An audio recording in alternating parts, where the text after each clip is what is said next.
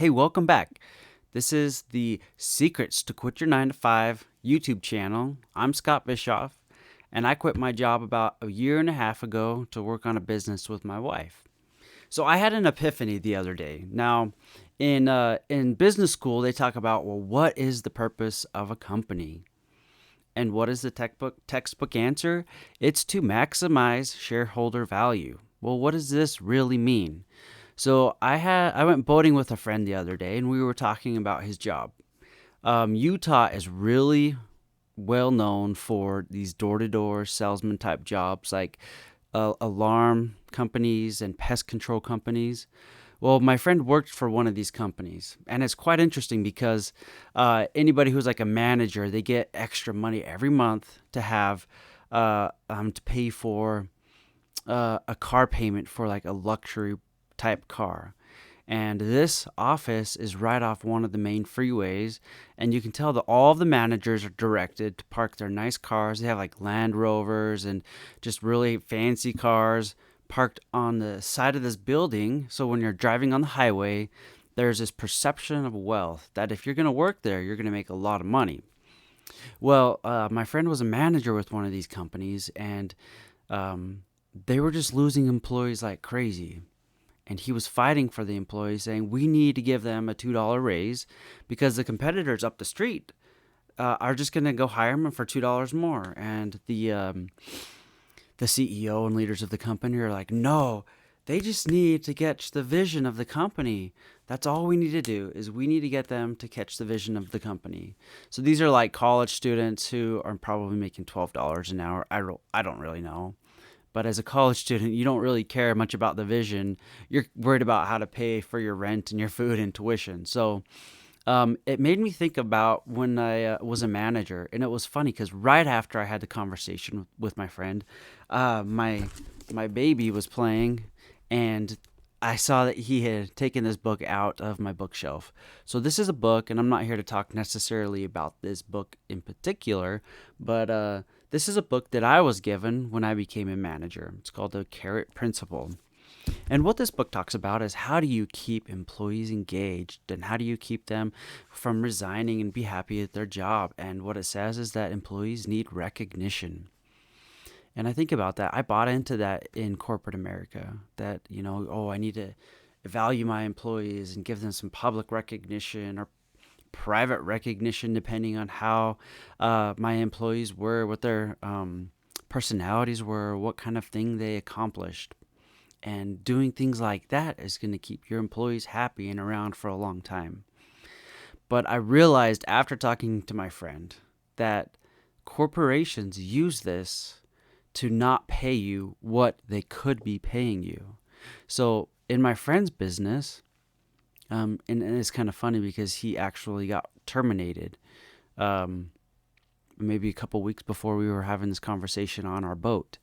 And they couldn't tell him any reason why. He had 1% equity of the company, which could have turned into maybe about $1 million, which vested in the following year. And magically, he was either demoted and told that he would have to have this really crappy job, or he would have to leave. And he chose to leave. And it's no surprise when you think about this, the owners are making millions and millions of dollars a year. And they're too cheap to pay the equity, the $1 million equity that would vest in the year, or to give their employees a $2 raise. And I'm not saying that the entrepreneurs or the owners are too cheap, but when you think about the purpose of a business, most of them are the purpose is not to pay employees as much as they can. It's to maximize the value of the owners of the business. All right. And so whenever you're in your job and they're talking about stuff like this, like, no, it's about the vision. It's about getting people, recognizing them and getting them to be happy with their job with less pay. All it is that they don't want to pay you what you want to get paid, because their goal is not to pay you what you want to get paid. Their goal is to maximize the value of the shareholders, meaning make more money for the people who own the business. Now, why am I talking about this?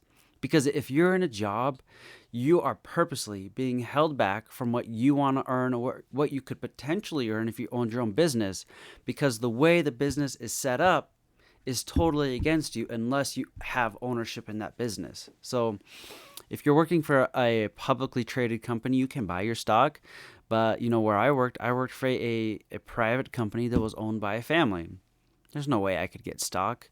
So my whole purpose of being at that job was to maximize the value for the shareholders, and they could do whatever they wanted with the money. If they wanted, to give it to charity or whatever they wanted, right? I had no say in that. So I just want you to think about that. So if you're working a corporate job, they're touting, oh, it's all about the mission. You think about what the average American is making right now. Say maybe it's 50, 60, even generously, $70,000 a year. They could use more money. And I can tell you, you're going to work for the most part, if I'm talking to the average American, to pay your mortgage, to pay for your car, to provide food, give your family, children experiences that they might want, like maybe music lessons, sports, schooling, whatever it is. You're not there for the mission. You're there to earn money.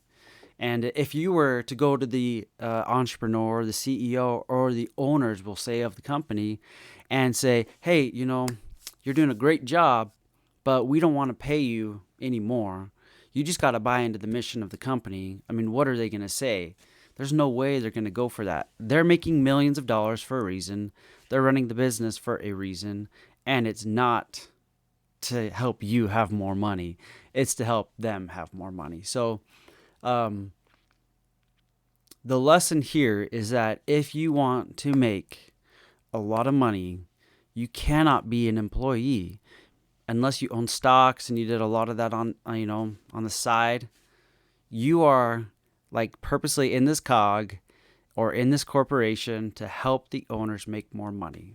So how do you make more money?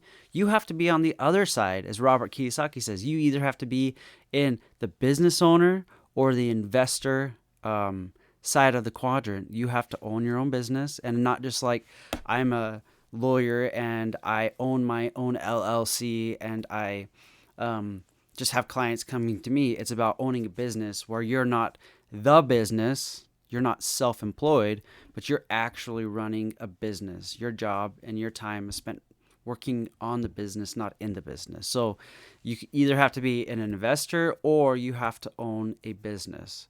Otherwise, all the scales are going against you. So anyway, if you like this content, just let me know.